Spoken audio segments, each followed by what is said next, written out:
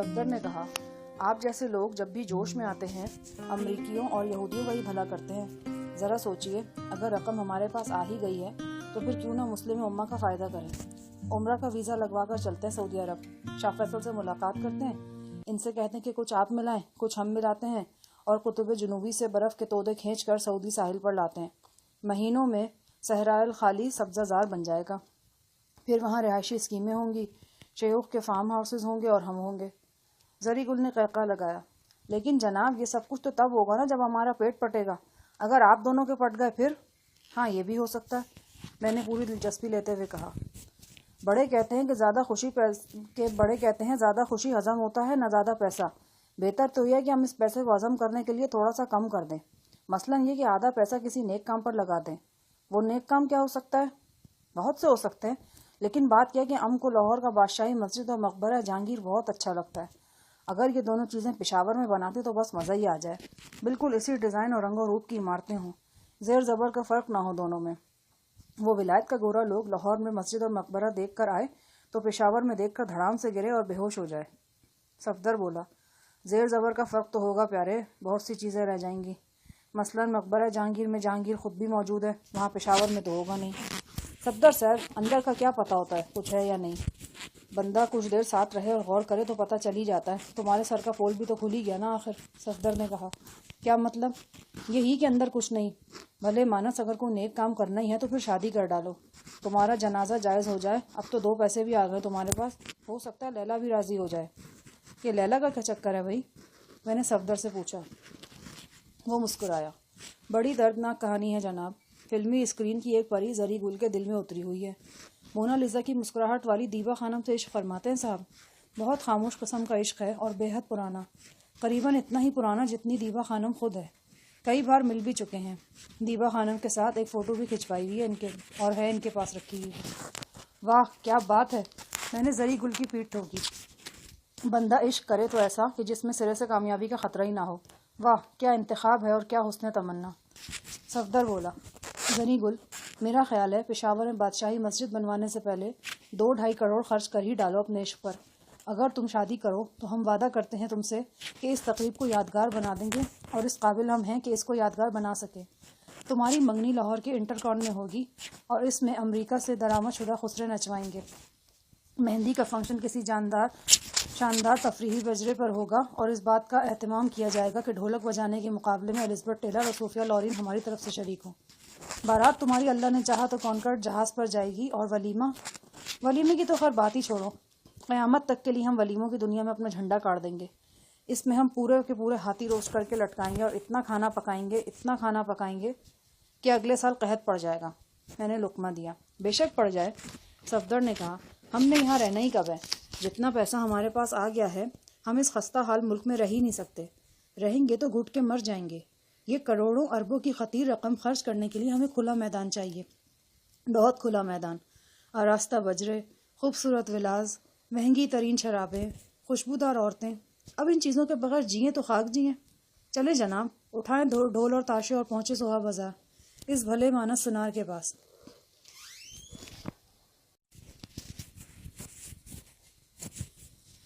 بہت دیر تک ہم یوں ہی بے پر کی اڑاتے رہے اور ہنستے رہے۔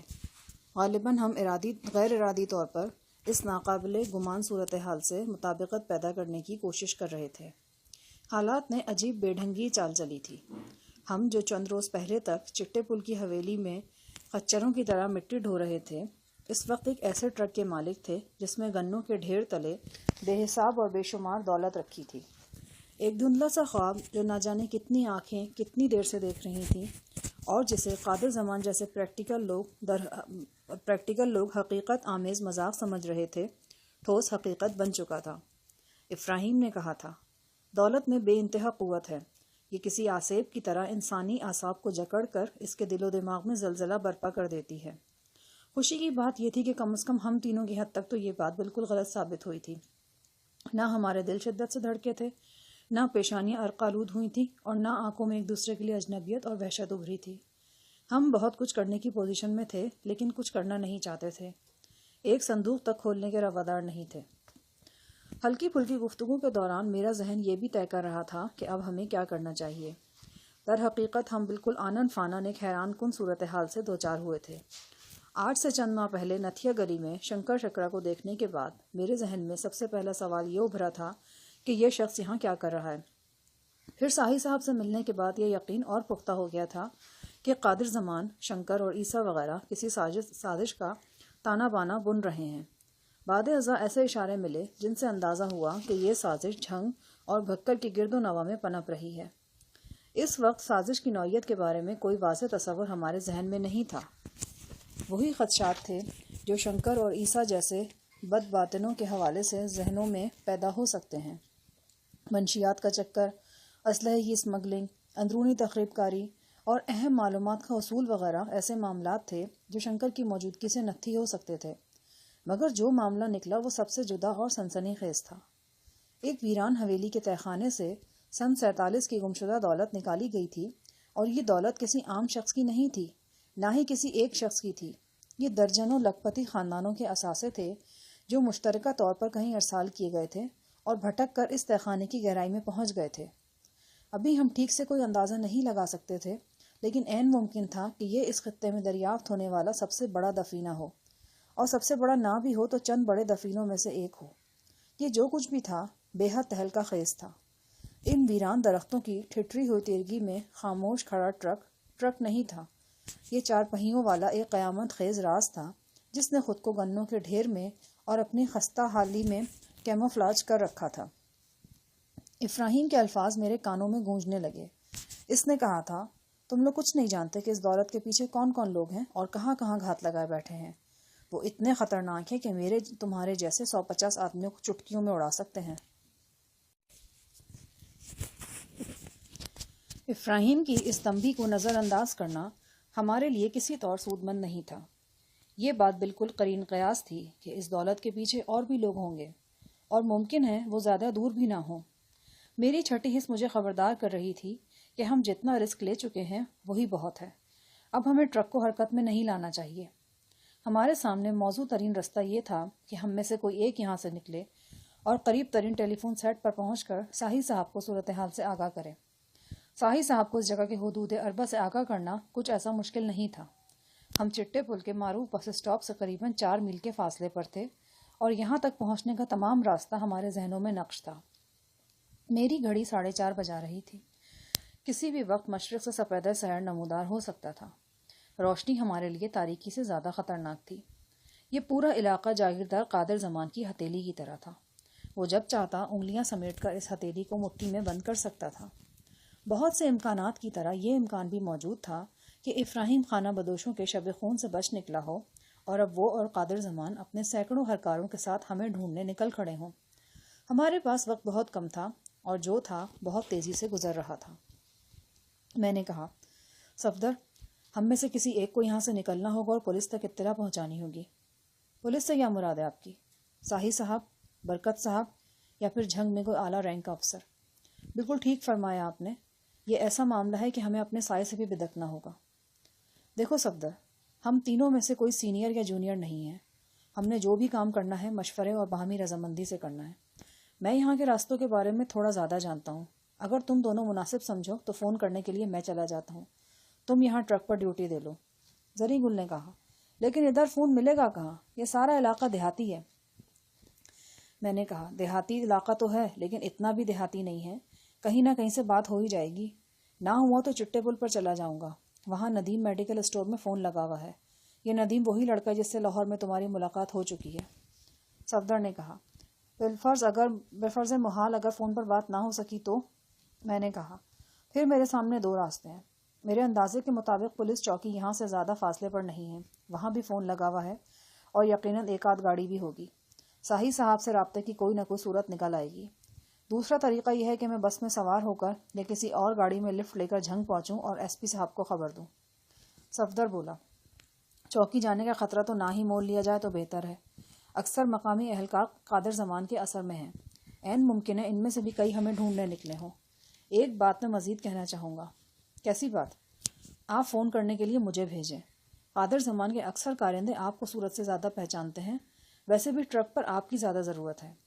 ٹرک کو یہاں سے اگر نکالنا پڑا تو آپ ڈرائیو کر لیں گے، میرے لیے تو زخمی ہاتھ کے ساتھ اتنے سخت اسٹیئرنگ کو ایک چکر دینا بھی مشکل ہوگا۔ صفدر کی ہتھیلی سے مسلسل خون رس رہا تھا اور وہ ویسے بھی دائیں کندھے کو آزادانہ حرکت نہیں دے سکتا تھا۔ یہ دوسرا زخم اس مارکوٹائی کی نشانی تھا جو چند روز پیشتر حویلی میں جلال نے اس سے کی تھی۔ تھوڑی سی بحث کے بعد یہ طے ہو گیا کہ صفدر فون کرنے کے لیے جائے گا اور میں زری گل کے ساتھ ٹرک میں رہوں گا۔ صفدر کو میں نے تمام ضروری تفصیلات سمجھا دیں اور ٹھیک 6 بجے ٹرک سے اتر کر وہ اپنے مشن پر روانہ ہو گیا۔ میں نے اپنا خنجر اسے سونپ دیا تھا۔ اس نے گرم چادر مخصوص دیہاتی انداز میں منہ سر سے لپیٹ لی اور اپنے بہروپ میں رنگ بھرنے کے لیے ٹرک سے 2 گنے کھینچ کر بغل میں دبا لیے۔ تھوڑی دیر بعد وہ اپنے مضبوط دانتوں سے گنے کے لمبے لمبے چھلکے اتارتا درختوں میں اوجھل ہو رہا تھا۔ بادل رات رات میں چھٹ گئے تھے۔ درختوں پر پرندے زور و شور سے چہچہا رہے تھے اور اجالے کے تیور بتا رہے تھے کہ نئے دن کا سورج طلوع ہونے میں اب کچھ زیادہ دیر باقی نہیں۔ بھاری مشین گن نشست کے نیچے تھی۔ میں نے اسے ہلا جلا کر پوزیشن میں ایسا کر لیا کہ فوراً نکال کر استعمال کیا جا سکے۔ یہ مشین گن اس وقت ہمارا واحد ہتھیار تھی۔ یہ ہتھیار بے حد مؤثر تھا لیکن تعدیر ساتھ نہیں دے سکتا تھا۔ محدود ایمونیشن کے سبب یہ شاندار گن کسی بھی وقت کاٹ کی بندوق بن سکتی تھی۔ میں نے ایک کھڑکی کا شیشہ ٹوٹا ہوا تھا، لہٰذا ہوا آزادانہ ٹرک کے کیبن میں پہنچ رہی تھی۔ ہمارے ہاتھ پاؤں کی انگلیاں سن ہو گئی تھیں اور بیٹھے بیٹھے نچلا دھڑ اکڑنے لگا۔ سورج نکلنے سے آدھا پون گھنٹہ پہلے ہی ایک دم دھند نے ہمارا گھیراؤ کر لیا اور ارد گرد کی ہر شے سفیدی کے پردے میں اوجھل ہونے لگی۔ موسم کی یہ کروٹ ہمارے حق میں تھی۔ ٹرک اب فاصلے سے نظر نہیں آ سکتا تھا۔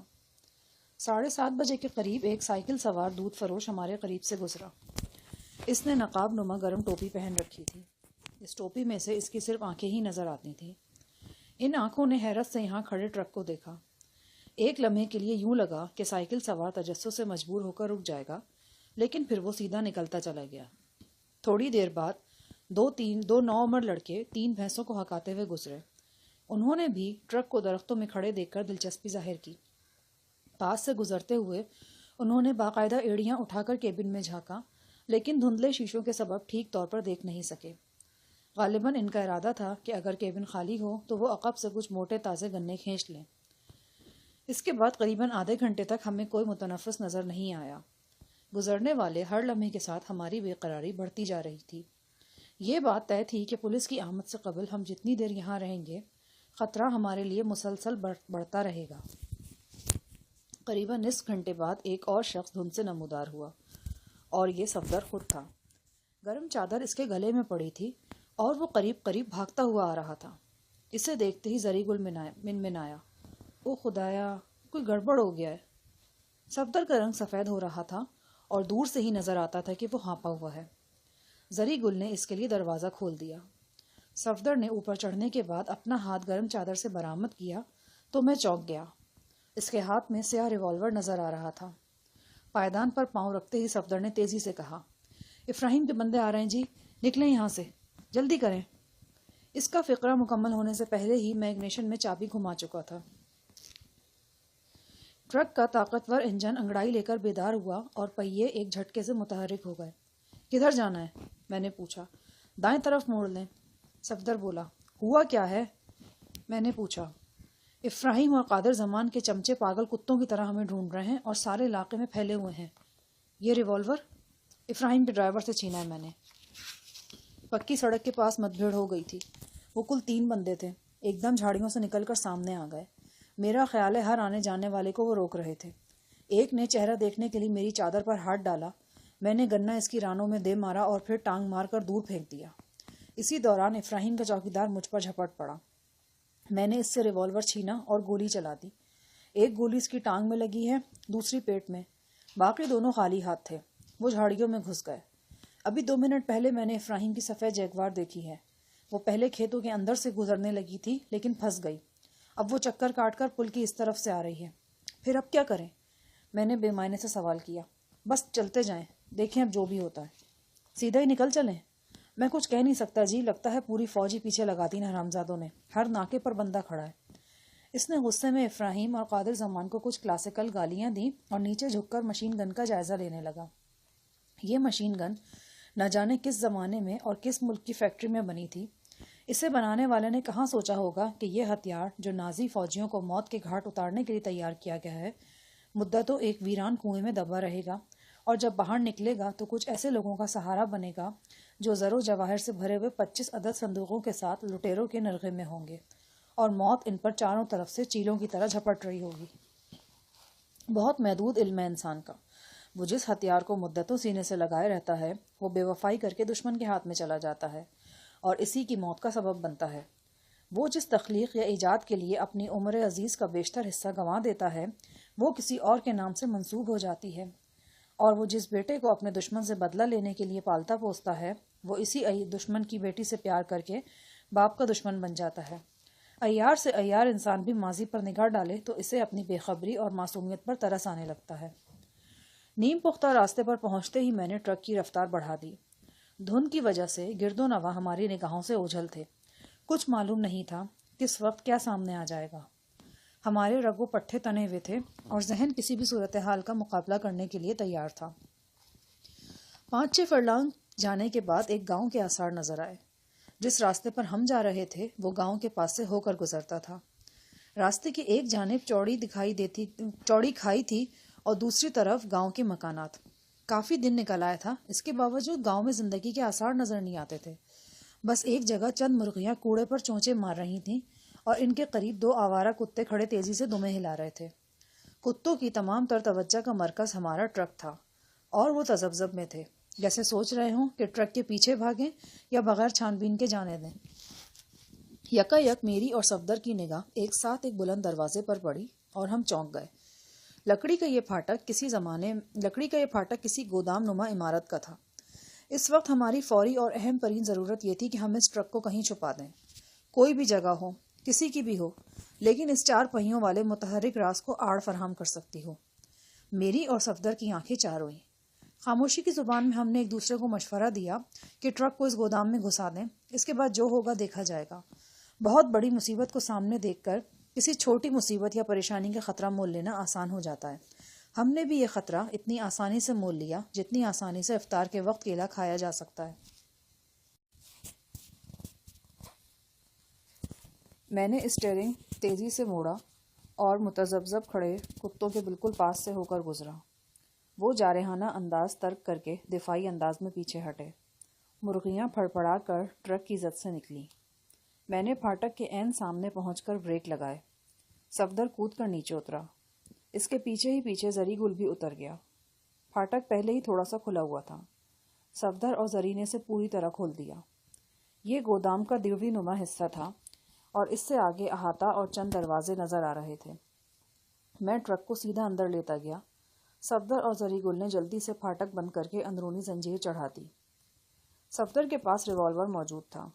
اگر گودام والے گفت و شنید سے مطمئن نہ ہوتے اور امید تھی کہ نہیں ہوں گے تو ہم انہیں بذریعہ ریوالور مطمئن کر سکتے تھے، اور اگر خدا نہ خواستہ معاملہ بہت ہی بڑھ جاتا تو پھر ان لوگوں کو قلب سکون فراہم کرنے کے لیے ہمارے پاس دوسری جنگ عظیم کا مؤثر ترین ہتھیار بھی موجود تھا۔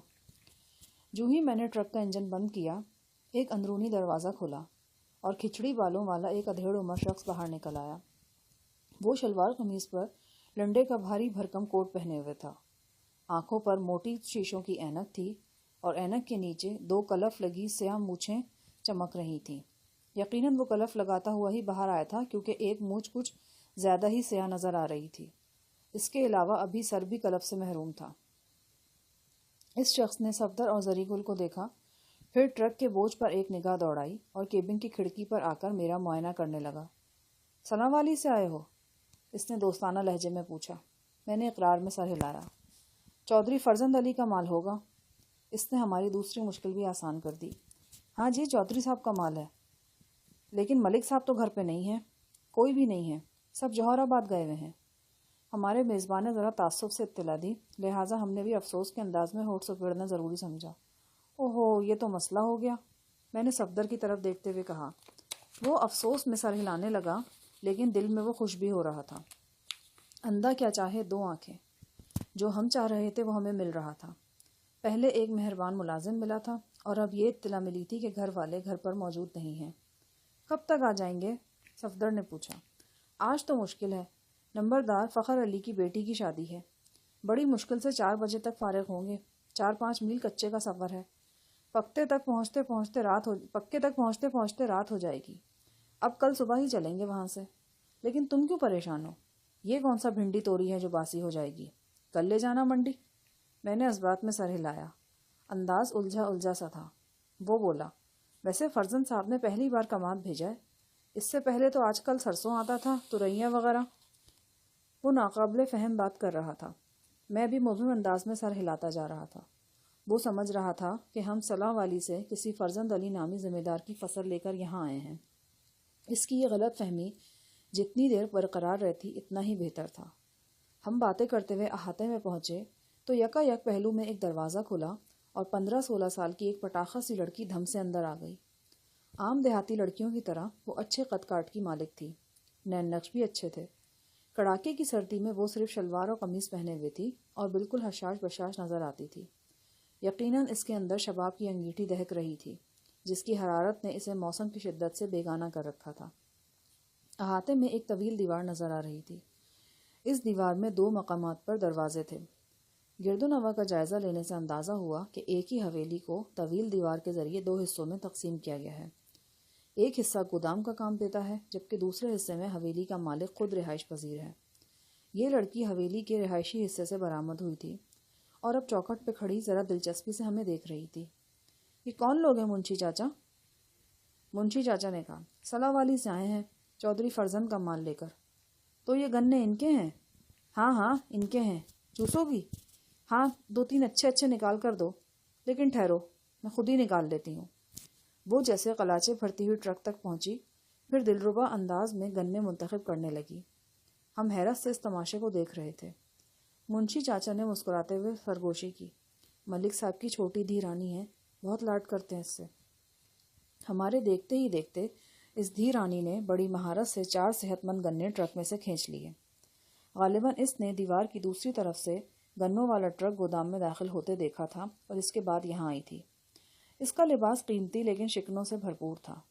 سلائی کرنے والے نے اسے بالکل تھیلا سا بنا دیا تھا. یہ لباس ہیما مالنی نے بھی پہنا ہوتا تو جسمانی کشش سے محروم نظر آتی.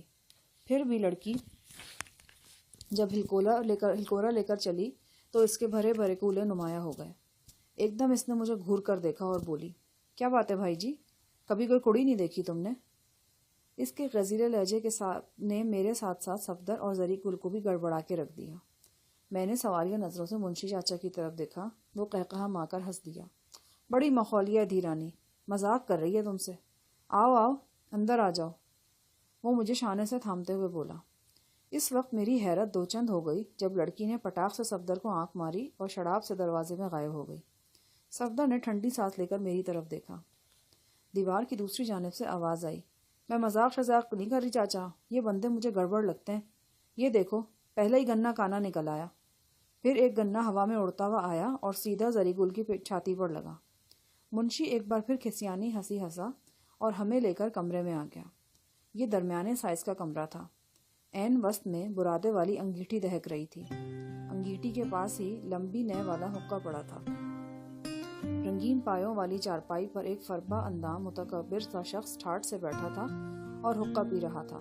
منشی چاچا نے تعارف کراتے ہوئے کہا، یہ ملک صاحب کے پیر و مرشد ہیں، شاہ پور کے عرس میں شرکت کے لیے آئے ہوئے ہیں.